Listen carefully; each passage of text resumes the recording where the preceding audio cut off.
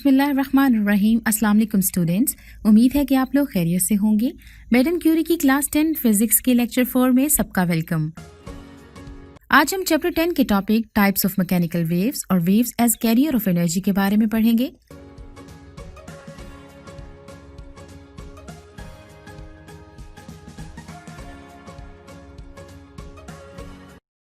मेरा नाम Marie Curie है। क्या आप जानते हैं मैं 1891 में पैरी क्यूरी फिजिक्स के प्रोफेसर से फ्रांस की यूनिवर्सिटी में मिली और हमने 1895 में लेबोरेटरी ड्रेस में शादी की। हमारी 2 बेटियां आयरनी और ईव थीं। हमने फिजिक्स के नोबेल प्राइज को शेयर किया। 1906 में एक एक्सीडेंट में मेरे हस्बैंड की डेथ हुई और इसके ट्राइब्यूट पेश करने के तौर पर आलमी मयार की लेबोरेटरी बनाने में कामयाब हो गई और यूनिवर्सिटी की पहली प्रोफेसर बन गई।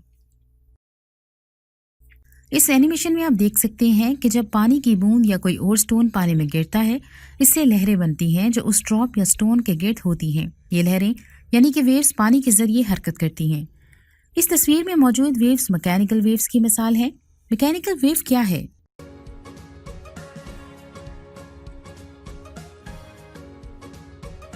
आइए मैकेनिकल वेव को समझने के लिए ये वीडियो देखते हैं। ये वीडियो ट्रांसवर्स और लॉन्गिट्यूडनल वेव्स के बारे में है और ये बहुत गहरा खुदा हुआ कुआं है। ये तारीख इंसानी में खुदा हुआ सबसे गहरा कुआं है। सोवियत ने इसको 1970 में खोदा था। ये सतह जमीन से तकरीबन 40,000 फुट गहरा खोदा गया था। जमीन की सतह बहुत सख्त थी और वो मजीद ड्रिल न कर सके, मगर फिर भी ये काफी गहरी है। अगर हम जमीन को देखें तो लगता है कि ये बमुश्किल ही उसकी सतह को स्क्रैच कर सकता है। हो सकता है कि आप सोचें कि हमें कैसे मालूम होता है कि जमीन अंदर से कैसी दिखाई देती है। अगर हम जमीन के अंदर थोड़ा खोदें तो अच्छी बात यह है कि जल्जलों के जरिए सेस्मिक वेव्स पैदा होती हैं। इनमें से कुछ ट्रांसवर्स वेव्स हैं। ये वो लहरें हैं जिनकी ऑसिलेशन लहरों की हरकत के परपेंडिकुलर होती है और ये बहुत सी दूसरी लहरों की तरह अंदर के सख्त हिस्से से नहीं गुजर सकती, लेकिन ये माया के बैरूनी हिस्से से गुजर सकती हैं। लेकिन लॉन्गिट्यूडनल वेव्स की सूरत में इनकी ऑसिलेशन लहरों की हरकत की सिमत में है, तो हम इन लहरों को जमीन की दूसरी तरफ देख रहे हैं। ये देखने के लिए कि जमीन का अंदरूनी हिस्सा कैसा दिखाई देता है, तो लहरें महज ऑसिलेशन या डिस्टर्बेंस के जरिए तवानाई ट्रांसफर करती हैं। इनकी 2 अक़साम हैं। लॉन्गिट्यूडनल वेव्स जिनमें ऑसिलेशन उसी सिमत में या लहरों की हरकत की या बनने की मुतवाजी सिमत में होती है। दूसरी किस्म ट्रांसवर्स वेव्स हैं। इस केस में हरकत बाएं से दाएं जानिब होगी, लेकिन इनकी ऑसिलेशन इसके परपेंडिकुलर होगी। तो ये मैकेनिकल वेव्स हो सकती हैं। ये सेस्मिक वेव्स के जैसी होती हैं, जिन्हें जमीन के अंदर किसी वसीले या मीडियम की जरूरत होती है, और हो सकता है कि ये लॉन्गिट्यूडनल या ट्रांसवर्स वेव्स हैं। ताहम इलेक्ट्रोमैग्नेटिक वेव्स जैसा कि रोशनी जिसमें आप बैठे हुए हैं, ये सिर्फ ट्रांसवर्स वेव्स में बनती हैं। ट्रांसवर्स वेव्स को गुजरने के लिए किसी वसीले की जरूरत नहीं होती। मसलन जैसा कि इस वक्त ये हवा को मीडियम के तौर पर इस्तेमाल करती हैं। ट्रांसवर्स वेव्स के बारे में एक दिलचस्प बात यह है कि इनको पोलराइज किया जा सकता है, तो हम इन बारीक स्लिट्स को कुछ ट्रांसवर्स वेव्स के गुजर जाने के लिए इस्तेमाल कर सकते हैं। तो एनर्जी को पॉइंट ए से पॉइंट बी तक दोनों तरफ में 2 वे हरकत दी जा सकती है। मसलन हम एक पार्टिकल को ए से बी तक ले जा सकते हैं और हम इसे बी से भी हरकत दे सकते हैं, लेकिन हम इस केस में मीडियम इस्तेमाल कर सकते हैं और हम पॉइंट ए पर ऑसिलेशन कर सकते हैं, लहरें जनरेट कर सकते हैं। इस तरह बी इसके ऊपर कागज का एक टुकड़ा है जो हरकत करेगा, लिहाजा हम एक पॉइंट से दूसरे पॉइंट तक एनर्जी ट्रांसफर कर रहे हैं,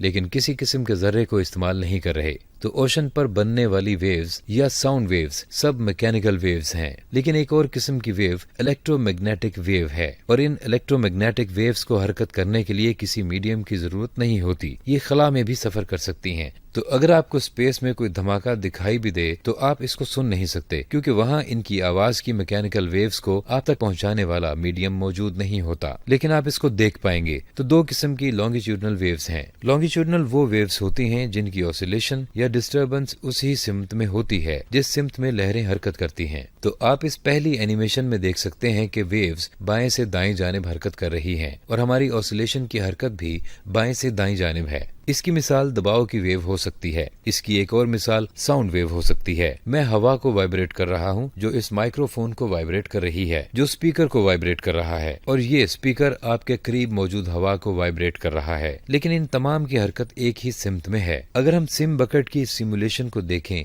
इन ग्रीन पार्टिकल्स के नीचे जब ये आगे पीछे हरकत करते हैं तो एनर्जी को बाएं से दाएं जानिब ट्रांसफर करते हैं। इसको डॉटेड लाइन से जाहिर किया गया है, लेकिन आप देख सकते हैं कि ज़र्रात इसी सिमत में हरकत कर रहे हैं जिस सिमत में वेव हरकत कर रही है, लिहाजा ये लॉन्गिट्यूडनल वेव है। तो ट्रांसवर्स वेव कैसी दिखाई देती है? मैं हमेशा ट्रांसवर्स वेव्स में टी के बारे में सोचता हूँ। इससे मुझे पता चलता है कि ये वेव्स की हरकत की सिमत के परपेंडिकुलर हरकत करती है। तो अगर हम इस किस्म की एनिमेशन बनाएं तो वेव्स बाएं से दाएं जानिब प्रोपेगेट करेंगी, लेकिन आप देखेंगे कि ऑसिलेशन ऊपर नीचे होगी। इसकी एक मिसाल रोप वेव हो सकती है। अगर आप एक रस्सी को दीवार के साथ बांध दें और इसे ऑसिलेट करें, या इसकी एक मिसाल लाइट भी हो सकती है। अगर हम इधर नीचे सिम बकेट की सिमुलेशन को देखें तो इस बार हमारे पास रोप वेव है जो बाएं से दाईं जानिब जा रही है। ऑसिलेशन ऊपर और नीचे की तरफ है, और दिलचस्प बात यह है कि रोप हरकत नहीं कर रही, बल्कि इसकी एनर्जी एक जगह से दूसरी जगह हरकत कर रही है। ये हवा की वेव की तरह नहीं है, ये एनर्जी है जो हवा के जरिए हरकत करती है। तो ट्रांसवर्स वेव्स के बारे में एक और दिलचस्प बात यह है कि ये मुख्तलिफ डायरेक्शन में आ सकती हैं, क्योंकि ये हरकत या मोशन के परपेंडिकुलर होती है। हम स्लिट या ग्रिड या फिल्टर ले सकते हैं जिसमें ट्रांसवर्स वेव्स एक ही सिमत में हरकत करेंगी। तो पोलराइज्ड सनग्लासेस इस तरह काम करते हैं। ये एक इमेज है जिसमें नीचे कोई पोलराइजर नहीं है, लिहाजा हमें हर सिमत में रोशनी मिल रही है। लेकिन जब हम टॉप पर पोलराइजिंग लेंस इस्तेमाल करते हैं तो आप फोटोग्राफर को देख सकते हैं, क्योंकि रोशनी सिर्फ बाहर की जानिब आ रही है। तो क्या आपने लॉन्गिट्यूडनल और ट्रांसवर्स वेव्स के बारे में इस विजुअल रिप्रेजेंटेशन की मदद से सीखा? क्या आपने इनको पढ़ने के लिए मॉडल का इस्तेमाल किया? तो इस एपी फिजिक्स के जरिए क्या आपने पोलराइजिंग की अहमियत को जाना और देखा कि कैसे ट्रांसवर्स वेव्स की हरकत को एक ही सिमत में लिमिट किया जा सकता है? मैकेनिकल वेव्स हमेशा किसी मीडियम में से ही गुजर सकती हैं। वीडियो में पहले बयान की गई एग्जाम्पल में मीडियम मैटर है। मीडियम मैटर की कोई भी स्टेट हो सकती है, यहाँ तक कि सॉलिड भी। किसी मीडियम के पार्टिकल्स किस तरह हरकत करते हैं जब इनमें से वेव गुजरती है? मीडियम के पार्टिकल अपनी जगह पर वाइब्रेट करते हैं और इस तरह ये एनर्जी अपने से नेक्स्ट पार्टिकल्स को पास करते हैं। मैटर के पार्टिकल्स वेव के साथ आगे हरकत नहीं करते, ये सिर्फ वेव्स की एनर्जी है जो मीडियम में से गुजरती है।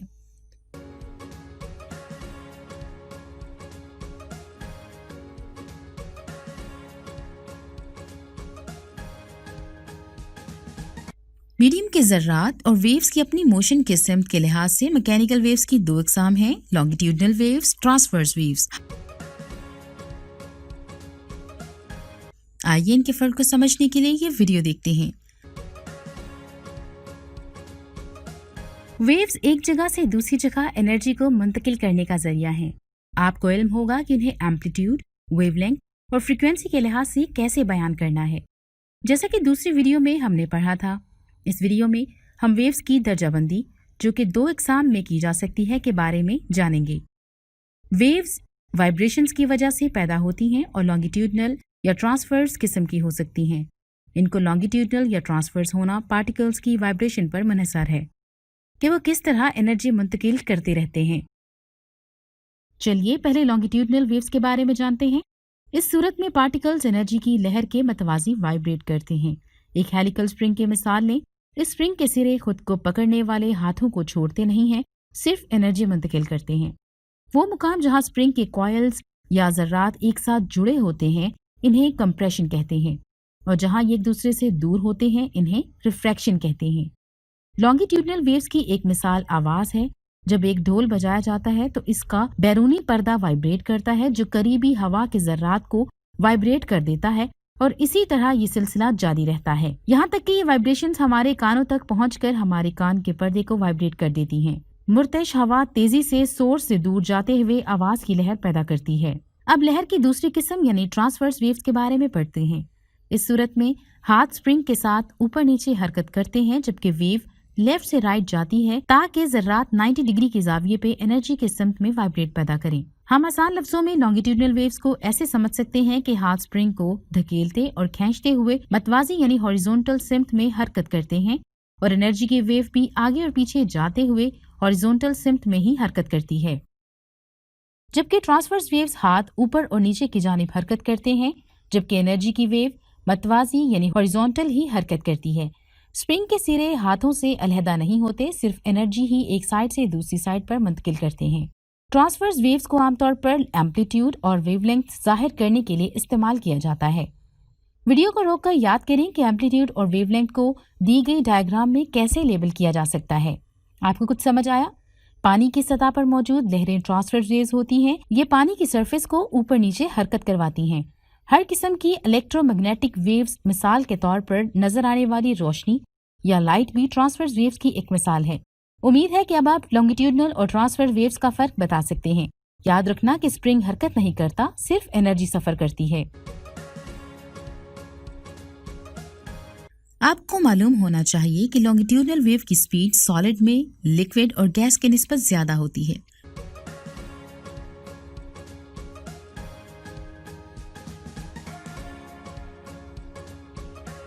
जबकि ट्रांसवर्स वेव की स्पीड सॉलिड में लॉन्गिट्यूडनल वेव्स की स्पीड के निस्फ से भी कम होती है।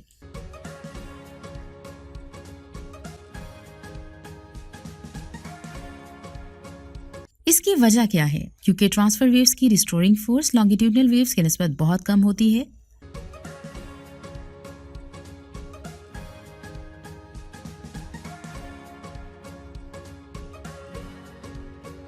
मैकेनिकल वेव मैटर में डिस्टरबेंस के जरिए एनर्जी ट्रांसफर करती है।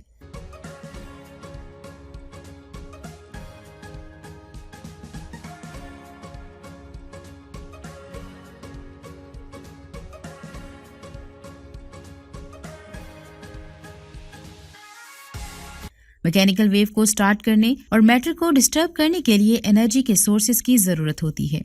आइए waves as carrier of energy को मजीद समझने के लिए ये वीडियो देखते हैं। ये वेव एनर्जी के बारे में है जो वेव एम्पलीट्यूड से डायरेक्टली ताल्लुक रखता है। अगर हम ओशन की लहरों को देखें तो जैसे हवा ओशन की सतह पर से गुजरती है, आपको ये सरफेस वेव हासिल होती है। आप जानते हैं कि इनकी एनर्जी कम होती है। हम पानी में जितना नीचे जाते हैं, पानी एक दायरे जैसे रास्ते पर हरकत करता है, लेकिन हम पॉइंट ए से पॉइंट बी तक तवानाई ट्रांसफर कर रहे हैं। कितनी एनर्जी लहरों के एम्पलीट्यूड पर मुनहसर है। लिहाजा क्रस्ट जितना बुलंद होगा, ट्रफ उतना ही नीचे होगा और इसकी एनर्जी उतनी ही ज्यादा होगी। इंसान इन एनर्जी जनरेटर्स को इंस्टॉल कर रहे हैं। ये वाली पुर्तगाल की कोस्ट पर है और ये वाली ओरेगॉन की कोस्ट की होगी। जैसे ये ऊपर और नीचे की तरफ हरकत करेंगे, ये एक छोटी टरबाइन चलाएंगे और इससे बिजली पैदा होगी। लहरें ऑसिलेशन के जरिए तवानाई ट्रांसफर करती हैं। ये ऑसिलेशंस लॉन्गिट्यूडनल हो सकती हैं। लॉन्गिट्यूडनल लहरों में ऑसिलेशन लहरों की हरकत के मुतवाजी होती है, या फिर लहरें ट्रांसवर्स हो सकती हैं जिसमें ये लहरों की हरकत के परपेंडिकुलर होती है। इन दोनों केसेस में ज्यादा से ज्यादा डिस्प्लेसमेंट से लहरों के एम्पलीट्यूड के बड़े होने के बारे में पता चलेगा। और चूंकि लहरें तवानाई की तरसील करती हैं तो एम्पलीट्यूड इसकी एनर्जी की मिकदार से मालूम होगा। लॉन्गिट्यूडनल लहरों में हम इसको कंप्रेशन के अंदर डेंसिटी की तब्दीली से मेजर कर सकते हैं। ट्रांसवर्स वेव्स में ये आसान है। हम सिर्फ ये मेजर करते हैं क्रस्ट कितना बुलंद और ट्रफ कितना लो है, लेकिन फिर वही ये इस एनर्जी से जो लहरों से ट्रांसफर होती है डायरेक्टली रिलेटेड है। हम साउंड वेव्स को देख रहे हैं जो कि लॉन्गिट्यूडनल वेव्स हैं। एक आवाज की लहर का एम्पलीट्यूड क्या होगा? ये पिच नहीं बल्कि लहर का वॉल्यूम है। एक वेव कितनी बड़ी है? आइए सिम बकेट सिमुलेशन को इस्तेमाल करते हुए वेव एम्पलीट्यूड देखते हैं। तो हमारे पास एक रोप वेव है। ये बाएं से दाएं जानिब हरकत कर रही है, लेकिन इसकी ऑसिलेशन इसके परपेंडिकुलर है, लिहाजा ये ट्रांसवर्स वेव है। लेकिन अगर मैं एम्पलीट्यूड बढ़ा दूं तो क्या होगा? ये ऑसिलेशन ज्यादा से और ज्यादा हो रही है। इससे वेव एनर्जी के बारे में क्या पता चलता है? अगर एम्पलीट्यूड ज्यादा और इक्विलिब्रियम से नीचे हो तो एनर्जी ज्यादा होगी। आप इसको किस तरह मेजर करेंगे? हमारे पास एक गैर मुतहरिक स्टैटिक तस्वीर है। आपने सिर्फ ये देखना है कि वेव एम्पलीट्यूड किस कदर हाई या लो है। अच्छा, ऐसा कहते हैं कि हम एक आवाज़ सुन रहे हैं। इसको देखना मुश्किल है, तो हम इसको मेजर करने के लिए वॉल्यूम इस्तेमाल कर सकते हैं। अच्छा, मैं एक सेकंड में एक नोट बजाता हूँ। मेरे पास आवाज़ के हिसाब से मुख्तलिफ शेप्स हैं। अगर मैं फ्रीक्वेंसी तब्दील कर दूं तो पिच भी चेंज हो जाएगी, लेकिन फिर भी इसकी एनर्जी वही रहेगी क्योंकि लहरों की हाइट वही है। मैं आवाज़ की लहरों की एनर्जी किस तरह बदल सकता हूं? तो हम आसानी से इसका वॉल्यूम बदलने से ऐसा कर सकते हैं, और ये एम्पलीट्यूड है।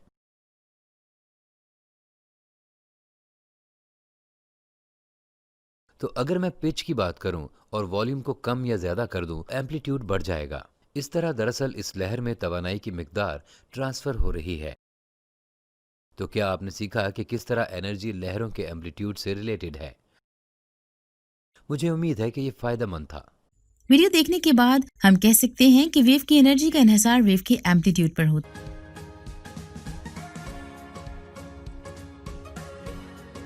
ہے۔ آئیے اس ٹک کی مثال کے ساتھ ویو انرجی کو سمجھتے ہیں۔ ویوز کے بارے میں ایک بہت اہم بات یہ ہے کہ ویو صرف ایک جگہ سے دوسری جگہ انرجی منتقل کرتی ہیں، کسی مادے کو نہیں۔ اس بات کو ہم اس پیاری سی ڈک کی مثال سے سمجھتے ہیں جو کہ پانی میں بیٹھی ہوئی ہے۔ جب لہر گزرتی ہے تو ڈک اوپر نیچے حرکت کرتی ہے، لیکن جب ویو گزر جاتی ہے تو یہ واپس اپنی اصلی جگہ پر آ جاتی ہے۔ اس سے ثابت ہوا ویو انرجی ایک جگہ سے دوسری جگہ تو لے کے گئی، لیکن ڈک کو اپنے ساتھ نہیں لے کے گئی۔ اب ہم ویوز کی بنیادی خصوصیات کے بارے میں جانتے ہیں۔ سب سے پہلے ویو لینتھ کی بات کرتے ہیں۔ ویو لینتھ ایک ویو کے پورے چکر کی ایک مقام سے اگلے اسی مقام تک کی لمبائی کو کہتے ہیں، یا آسان الفاظ میں یوں سمجھ لیں کہ یہ کرسٹ سے کرسٹ یا ٹرف سے ٹرف تک کا فاصلہ ہے۔ ہم اسے میٹرز میں میجر کرتے ہیں اور اس کی علامت لیمڈا ہے جو کہ یونانی لفظ ہے۔ ایمپلیٹیوڈ سے مراد ویو کا سائز ہے، لیکن یاد رہے کہ اس کو ہم ایکلیبریم پوزیشن یا وسطی سینٹرل لائن سے کرسٹ تک پیمائش کرتے ہیں، نہ کہ کرسٹ سے ٹرف تک۔ فریکوینسی سے مراد کسی مقام سے ہر سیکنڈ میں گزرنے والی مکمل ویوز کی تعداد ہے اور اس کا یونٹ ہرٹز ہے۔ مثال کے طور پر اگر یہ 10 ویوز 2 سیکنڈ میں گزریں تو فریکوینسی 5 ہرٹز ہوگی۔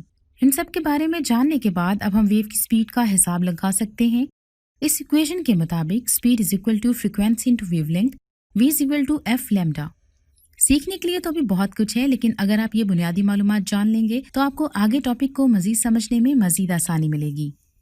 جی تو اسٹوڈنٹس، کیا اینیمیشن دیکھنے کے بعد آپ بتا سکتے ہیں کہ اس مثال میں پانی میں انرجی کہاں سے آئی؟ جی ہاں، انرجی پانی میں ڈک کو پانی کے اندر رکھنے سے آئی اور یہ ڈک کے اندر ہمارے ہاتھ سے منتقل ہوتی ہے۔ ویڈیو میں بیان کی گئی پراپرٹیز اور ان کے درمیان تعلق کو سمجھنے کے لیے ہمیں اس فارمولا کو یاد کر لینا چاہیے۔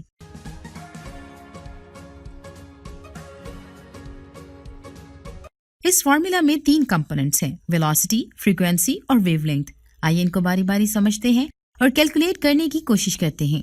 ویوز کے بارے میں خصوصیات ہیں جن کا سمجھنا ضروری ہے، بلکہ یہاں ایک تعلق ہے جو کہ یاد کرنا چاہیے، اور یہ ہے v is equal to f times lambda. v برابر ہے ایف ضرب لیمڈا۔ اس کا مطلب یہ ہے کہ ویوز کی رفتار برابر ہے لہروں کی فریکوینسی ضرب لہر کی لمبائی۔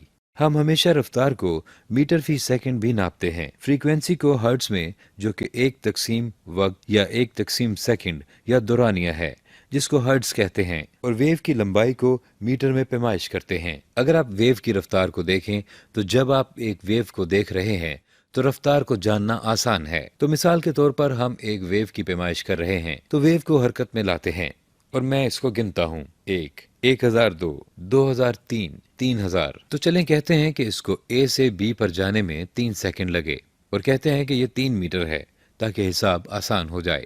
تو اب یہ 3 سیکنڈ میں 3 میٹر کر رہی ہے تو اس کی رفتار 1 میٹر فی سیکنڈ ہے۔ اس ویڈیو میں مزے کی چیز دیکھنے والی یہ ہے کہ اصل ذرات اتنی تیزی سے حرکت نہیں کر رہے جتنی تیزی سے ویو حرکت کر رہی ہے۔ آپ جتنا سطح کے قریب جائیں گے تو آپ سطح پر اتنا تیزی سے حرکت کریں گے، لیکن زیادہ تر ذرات مشکل سے ہی کچھ حرکت کر رہے ہیں، تو توانائی میڈیم میں سے گزر رہی ہے مگر میڈیم خود نہیں ساتھ جا رہا۔ اب اگلی چیز فریکوینسی ہے۔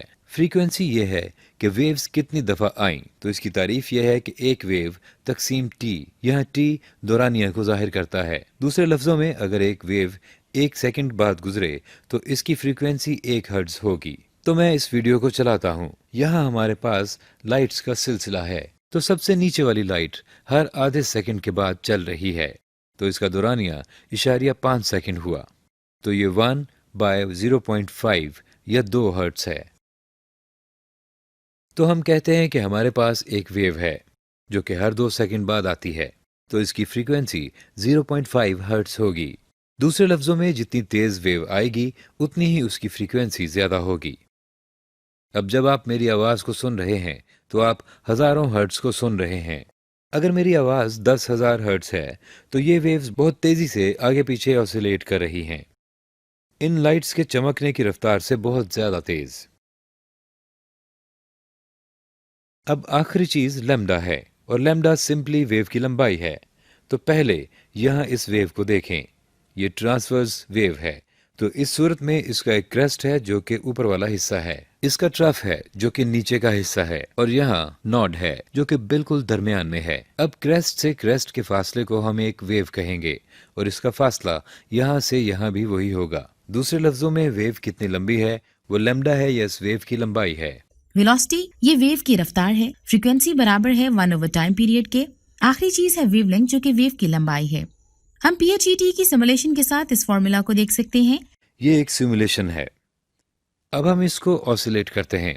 हम डैम्पिंग को रहने देते हैं और सिरे का एक किनारा खत्म कर देते हैं। अब हमारे पास ये वेव है। हमारे पास एम्पलीट्यूड ज्यादा है, तो एम्पलीट्यूड बताएगा कि वेव कितनी बड़ी है। तो अब एम्पलीट्यूड कम करते हैं, तो एम्पलीट्यूड बताता है कि ये कितना ऊंचा और नीचा जाती है। फ्रीक्वेंसी बताती है कि ये वेव कितनी तेज है। तो अब फ्रीक्वेंसी 50 हर्ट्ज है।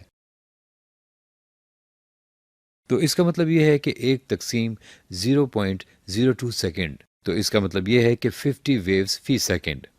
तो ये ज्यादा फ्रीक्वेंसी है। अब अगर मैं फ्रीक्वेंसी बढ़ा दूं तो ज्यादा वेव्स फी सेकेंड्स होंगी, और अगर इसको और बढ़ा दूं तो मेरे पास 84 वेव्स फी सेकेंड होंगी, या 84 हर्ट्ज। वेव की लंबाई को क्या हुआ है, जब मैं फ्रीक्वेंसी को बढ़ाऊंगा तो वेव की लंबाई कम हो जाएगी। अब क्या होगा अगर मैं फ्रीक्वेंसी को कम कर दूं? अब ये सिर्फ 24 वेव्स फी सेकेंड हैं। अब वेव की लंबाई बहुत ज्यादा हो गई है, तो हमें क्या याद है? हमारी मुसावात पर वापस जाएं तो v जो कि रफ्तार है बराबर है फ्रीक्वेंसी जो कि बताती है कितने हर्ट्ज ज़रब लैम्डा।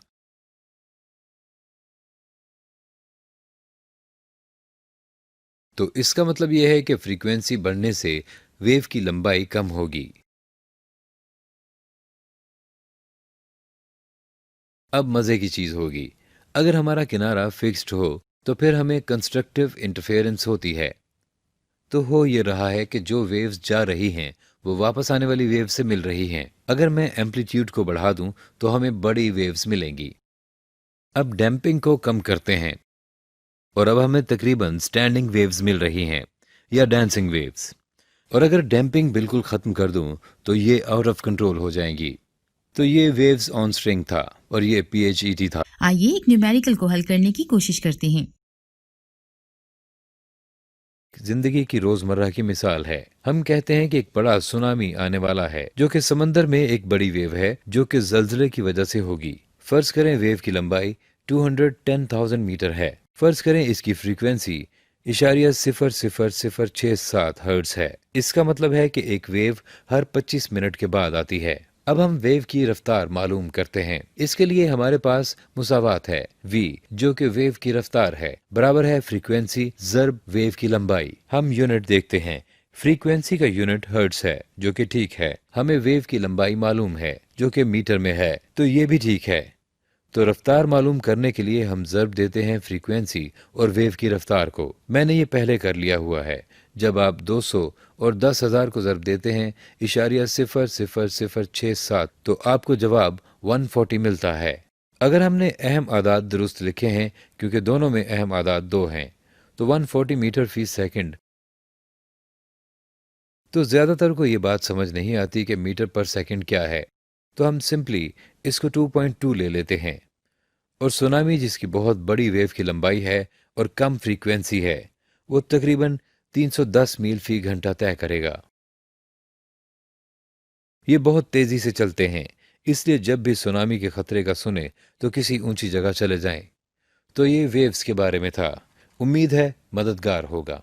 स्टूडेंट्स, आपको मालूम होना चाहिए कि अर्थक्वेक में आप मैकेनिकल वेव्स की तीनों टाइप्स का मुशाहिदा कर सकते हैं। इसमें प्राइमरी वेव लॉन्गिट्यूडनल वेव होती है। आफ्टर शॉक्स ट्रांसवर्स वेव की मिसाल लें और इसमें एक्स्ट्रा सरफेस वेव्स भी बनती हैं। स्टूडेंट्स, उम्मीद है कि आपको आज के टॉपिक की अच्छी समझ आ गई होगी। आपसे मिलते हैं नेक्स्ट टाइम इससे अगले टॉपिक के साथ। तब तक के लिए अपना बहुत ख्याल रखिएगा। अल्लाह हाफिज।